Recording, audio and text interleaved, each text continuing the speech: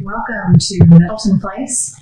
I'm Racena Bowen, and I am the House Operations Manager here at the House Museum. I'm also volunteer coordinator and the Collections Care Manager, so I have many hats here. Welcome to Plugged Into History, and we are doing this because unfortunately no one's able to come visit us in person. We hope that you're staying safe and well in your homes, and we hope that you enjoy us bringing you some online content so that we can continue our mission in bringing history. We are working in, right now we are standing in the quote summer bedroom, and our exhibit is called A Moment in Time. And the moment in time that we're talking about in this room actually represents probably around either the first Henry Middleton's time or his son Arthur Middleton's time. And this would have been a view of the room as a servant might have seen it first thing in the morning after the Middletons had vacated the room. The servant would come in, and when I say servant, I do mean the enslaved person that was owned by the Middletons. And the servant was just a job title, and there were many different job titles for servants. Jenny was a house servant, and one of her jobs may have been to come in the morning and take the bed apart and take those sheets down and get those laundered and washed and the bed remade. Another servant would come in and bring breakfast early in the morning for the Middletons' breakfast in the morning. Once that was done, another servant would come and clear those dishes away.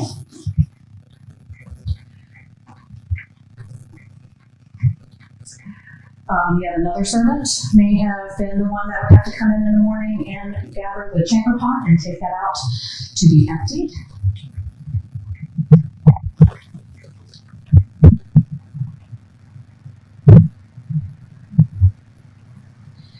You do see clothes around the room. Probably their personal servants would be the ones having to come in and take those clothes and get those put away for the day. You'll see a banyan on the bed, kind of what I would almost call a leisure jacket. Some other things for the ladies. On the desk across the room from me, there is also a wig. You might remember in the early days of the American colonies and in the early part of the young country, gentlemen of certain wealth and prestige would wear wigs. And this is a wig that something similar to what Henry Middleton would have worn. And he had a slave named Ben who was a hairdresser and would have been in charge of taking care of the wigs and also probably the ladies' hair. There's also some curlers in front of the wig there. Henry Middleton owned a slave named Caesar, and he was his personal servant, waiting man, or if you are a Downton Abbey fan, his valet. And anything that you would consider a personal servant to do, that's what Caesar would do for Henry. If Henry was traveling anywhere into Charleston or abroad, he would Caesar would accompany him on his travels. He would come in the morning, awaken his master, help him get dressed, probably also give him a shave several times a week. We do have a shave basin over here on the stand. And if you notice, there is a little cutout in the bowl there. That would be so that Henry could hold the bowl up to his neck, so any water and drippings would fall back into the bowl. You also see a straight razor. Something I like to remind everyone, if you're considering, I always ask gentlemen as well, have you ever had a shave with a straight razor? And there's always, a couple men that have said they've had a straight razor put to their necks, as you might say. And I said, did you trust the person that was giving you that shave? You had to have some trust if you're going to allow someone to put a straight razor up next to your neck. And I have to remind everyone that obviously Henry had a great trust in Caesar to allow him to shave, even though he was held in bondage.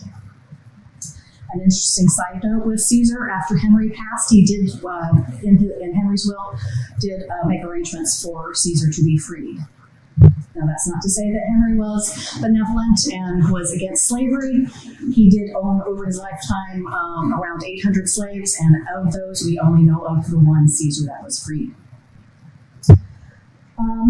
There's also some interesting side notes you might consider when talking about house servants as opposed to those that worked in the fields. House servants were, sometimes it was considered they had maybe the nicer job. They had probably access to better clothes, better food, possibly travel with a family. But In contrast to that, they are also on call 24/7. They were always having to be, they were well recognized by the family, they were known by their names. There was no anonymity, you might say, when being a house servant. Those in the fields, they probably did not know all of the family did not know all of those names. So sometimes anonymity is nice. You can kind of get by with a few things that someone working in the house would not. Can you reiterate for us both why this room is set the way that it is, as opposed to the way the rest of the house museum is? And again, when you refer to house servant, what you mean by that? Okay, sure. We have purposely set up the room as this set to remind everyone that there were more than just white European Middleton family that worked and lived in this house. They had a number of enslaved servants that took care of them and helped them to live the lifestyle to which they had become accustomed.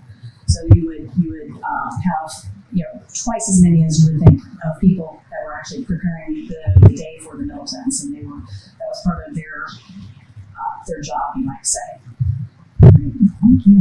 And we have lots of greetings from Carol and Christine and Anne. And thank you, everybody, for joining in. And for those of you who asked, yes, Brenda, we are in South Carolina. We are just outside of Charleston, South Carolina. So Racena is going to take us on a little walk through the house. As we're going, you're going to see a few things. We just remind you that, unfortunately, that since you can't be here, but we're bringing you some of this content that once we're open again and you can come visit us in person, you're going to hear about these other rooms that we're walking through.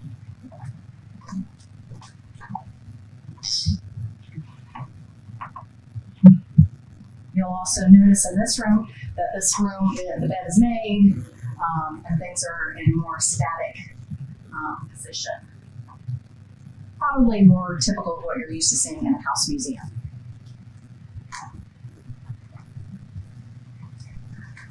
We're walking through, actually, this is an addition to the house. It was added in the 20th century.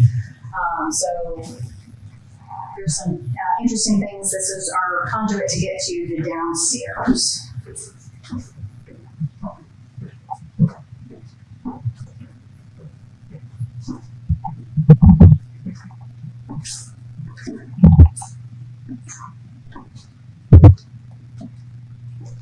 This is where I usually remind people to hold onto the handrail. We ask you not to touch while you're on the tour, but in this instance, we want you to hold on to that handrail.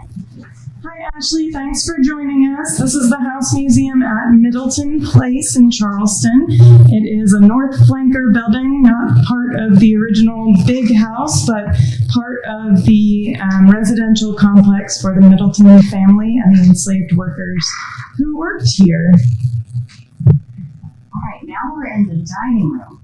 And again, I'd like to remind people that, yes, the Middleton family purchased and owned all of the wonderful things you see on the dining room table. But once it was purchased, they probably never touched it again. They had their enslaved people that were polishing the items that you see, the silver, cleaning the dishes, making the food that the family ate.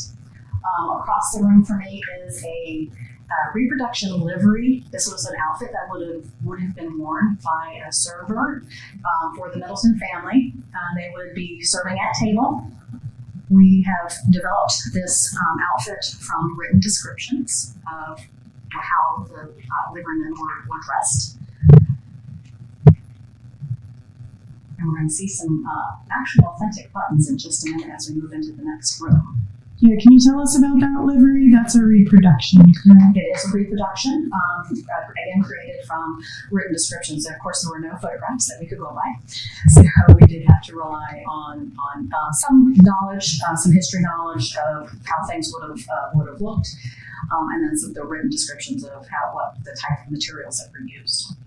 but most of the stuff in this room is not. Most of that's correct. A very, very high percentage of everything that you're seeing as you go through the House Museum are actual Middleton family belongings. They're not antiques or things that the family, that the modern family would have purchased or hoping that the family might have had something like this. These are all either donated from Middleton family members or are on loan from Middleton family members. So we're describing their wealth and status through their items.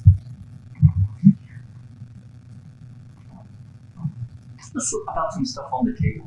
Okay, the china is a French soft-based porcelain. The candlestick that you're seeing currently was purchased by Arthur Middleton when he was on a tour of Europe with his wife. So most of the silver on the table is British and is English sterling silver. And you're getting to see some real nice details of these candlesticks, architectural style candlesticks. There's 8 of them. They were, over time, had been given away to different children by pairs, and then they came back to the foundation by pairs. I believe we have a question. Everyone is asking who polishes the silver. Under the direction of our curator, I have 3 lovely ladies that assist me with polishing the silver. That actually is a good segue to our hands-on Thursday. We're actually going to be showing you how we take care of the silver and discussing what would have been how it would have been cared for in the past and how we take care of it today. We do get lots of questions about that. And just historically, a reiteration, since they might not have heard you when you said it before, who would have been responsible for the silver? The enslaved servants would have been the ones cleaning, polishing, all of the silver that you see in the museum today. And can you say something about how long the Middleton family was living here at Middleton Place? Middleton Place, the Middleton family actually kind of began in this location in 1741 when Henry Middleton married Mary Williams, and he received this acreage, about 500 acres or so, as part of her dowry. And the gardens began very shortly thereafter, and they lived here through the Civil War and into Reconstruction and into the early 20th century. And the family did live in this portion of the house all the way up until 1974, before the house was opened as a house museum in February 1975. Great, thank you.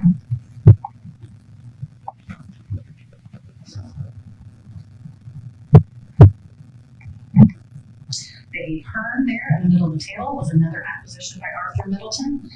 And those baskets would have contained nuts, berries, candy, or fruit. And those at the table would be invited to take a basket at the end of their meal and partake as much or as little of the contents of the basket as they wished. Kind of like a self-serve type of situation. Also, you would probably lower your amount of waste. Instead of someone giving you a set amount, you could take as much or as little as you'd like. So, Regina, who's filling these serving dishes and these bowls that are being eaten out of, and what with? Again, our headless liverman over here would have been the one that would be serving the items that you would have in your bowls and your plates. And your enslaved cook, there was a slave cook named Peter that would have been making the food for the family to consume. Great.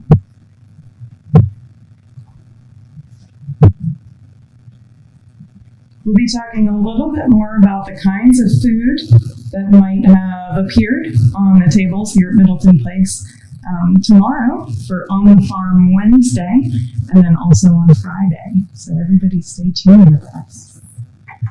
All right, we can move on into what we refer to as the front hall.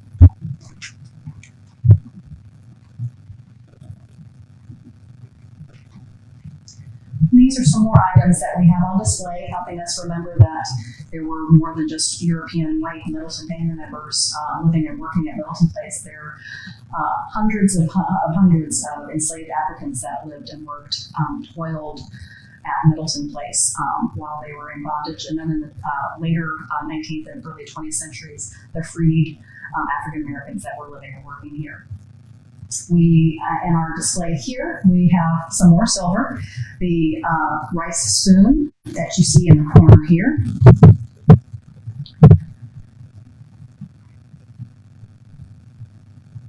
And another way I interpret all the items in this case, again, the enslaved person would have been the one polishing these pieces of silver. And again, the slave cooks would have been producing the items inside, and the liverman would be actually holding this soup tureen out for ladling the soup into the Middleton family's bowls. Interesting side note, our curator realized that this soup tureen had some heft to it, and she was curious about how much it did actually weigh. So she went and had it weighed, and it's around 20 pounds empty. Once you fill it with soup or another dish and put it on a silver serving platter beneath it, we're talking probably 35 pounds of food here and item. So you had to have a very strong individual being the one serving at table. There's cookbook and recipes in here as well. Those recipes would have been written down by the Middleton ladies, but they were not the ones, again, in the kitchens actually making these recipes.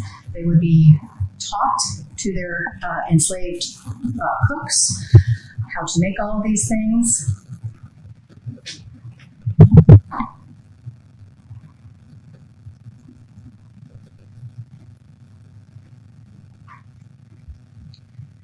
Hi folks, we're getting lots of questions about the Middleton's years in Russia and what the house is made out of. We promise we're going to bring you lots more information about everything Middleton. So we're going to stick with the story that we're telling you for right now. I just want to acknowledge that we see your questions. We promise we'll do a whole thing on Governor Henry and Mary Helen Herring in Russia. I promise. We'll do a whole week on it probably. And we can absolutely talk about the construction of the residential complex here when we talk about some work that enslaved people who were required to work out of the outside of the house would have done. This house is made of brick, just for your questions, and the floor is wood. This is probably not the original floor, but the original floor would have been made of wood. Also, you're seeing right now is a slave badge. Slave badges were issued to a plantation or a slave owner, and they would have been worn by a slave. And to be able to travel about, probably without the family being with them, they could travel to be hired out.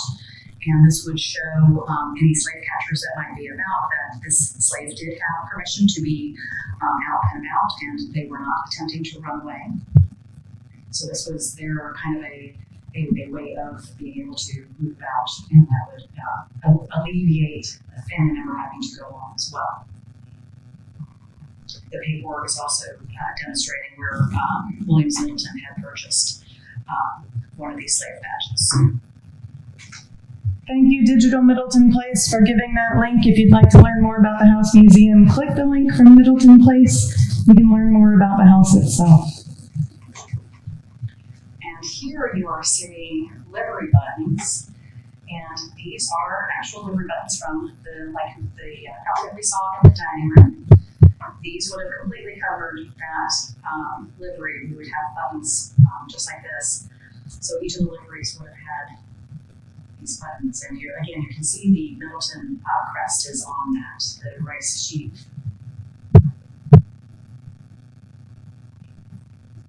More paperwork indicating purchasing some of the slave wear, the things that they were worn. And so this is the document from which we... There's several other documents that we used to reproduce the livery that we have in the dining room. Just some of the, we can't put all the paperwork on display. We do have a lot of those are kept in the archives.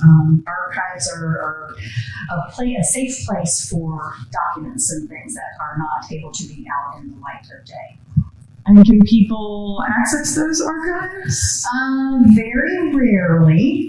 If someone, a student or something, might request the ability for a research opportunity under the direct supervision of our curator and our historian, they might be able to access that. On a normal level, no, but we also have what's called a behind the ropes tour for groups. Groups can call our group sales department and can arrange to have what we call the behind the ropes tour. You get to see, go into the archives and get to see some of these very little seen objects that are in the archives. So that might be considered something you might want to consider when we open back up. If you have a group of people that might be interested in doing something like that. Otherwise, they got to come back often for our changing exhibits and see the things that come out of the archives every once in a while. Yes. Well, that's great, Racena. Thank you so much. Will these videos stay up on your Facebook page? Yes, absolutely they will. This is a Facebook Live, but it's being recorded. Facebook manages to save all of these things as long as I share it properly. And then our wonderful behind-the-scenes tech guru, Sabrina, is going to park it also on our YouTube channel. So you can go to middletonplace.org and find the blog post about Plugged into History, which is what you all are watching now. And you can find this video again on our Facebook page or through a link to our YouTube. So thanks for asking. That's a great question. And Elizabeth, I'm so glad you're enjoying the presentation. Racena, do you have anything else that you'd like to share with us? I think I'm good unless there's any questions. Racena is requesting questions. So I see a bunch of you online right now. Who's got questions? I'm going to take one more turn around this incredible display here in the middle of the room while we wait for your potential questions.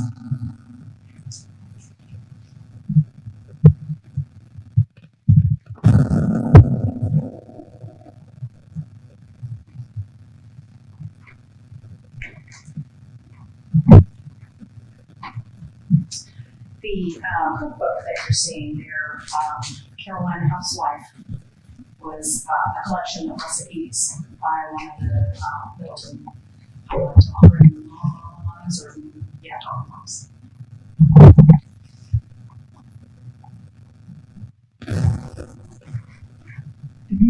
Was this room originally the foyer? So we want to know about this room a little bit. This room actually was not here when this building was a flanker. Was added after the Civil War by Williams Middleton when this building was shored up, basically rebuilt after the Civil War, after the burning. This room was basically added with a room above it, adding on some of that plunge table that Williams seemed to really like, and also giving him a way of greeting guests from what we call the roadside to Middleton Place instead of the riverside. And then there was a question from someone who joined us a little bit late. Can you just give us a really quick introduction to the Middleton family and why we are here with their property in a house museum? Probably the main point here is that we are standing in the house museum that was built by enslaved labor that were owned by the Middleton family. The first Henry Middleton that acquired property in 1741 was also a member of the First Continental Congress, and it was his son Arthur Middleton who served on the Second Continental Congress. He was born here at Middleton Place in 1742, and since Arthur served on the Second Congress, he was a signer of the Declaration of Independence. And one of the reasons we're a National Historic Landmark is that we are a birthplace of a signer. And we're also standing in America's oldest formal landscape extant gardens here that you can come visit when we open back up. All right. Thank you for staying with me today, and I hope you enjoyed learning a little bit about the domestic skills that the slaves would have used to enable the Middleton family to have a higher level of living, you might say. We hope you come and visit us when we reopen, and we're all very hopeful that's very soon. We want you to stay safe and stay well. Thanks for visiting. Bye-bye.